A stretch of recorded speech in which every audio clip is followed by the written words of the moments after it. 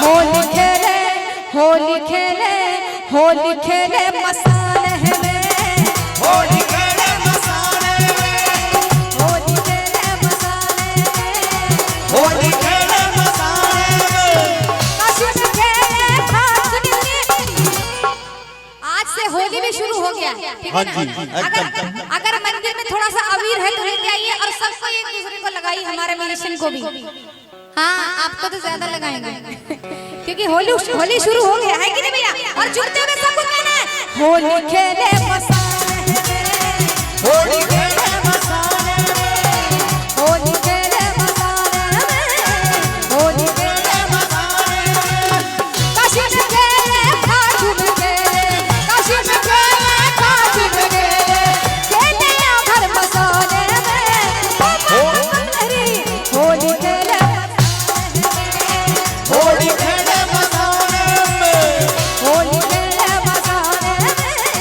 होली खेले मसाले में रात खेले रात खेले बम बम बम बम रात खेले बम बम बम रात खेले बम बम बम जैसे खेले बम बम बम जैसे खेले बम बम बम धूम से खेले बम बम बम धूम से खेले बम बम बम जय हो जय बोले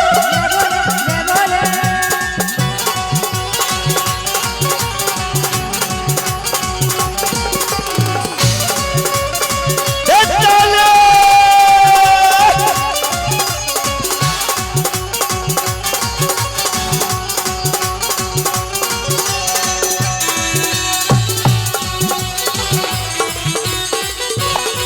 झूमते हुए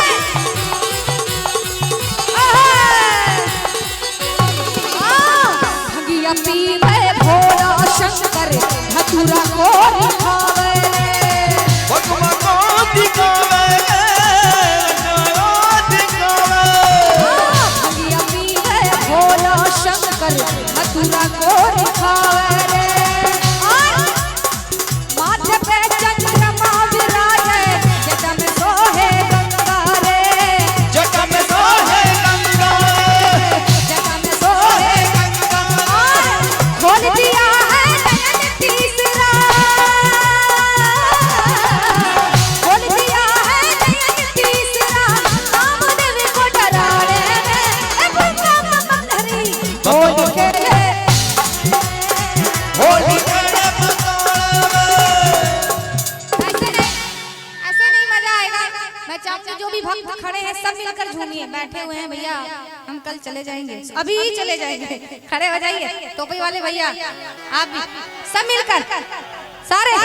और देखिए आप लोग भी और कहिए क्यों रो रहे हो आके भोले के शहर में क्यों रो रहे हो आके भोले के शहर में क्यों रो रहे हो आके भोले के शहर में क्यों रो रहे हो आके भोले के शहर में कि हर दर्द की दवा है हर दर्द की दवा है कहाँ हर दर्द की दवा है मेरे भोले के शहर में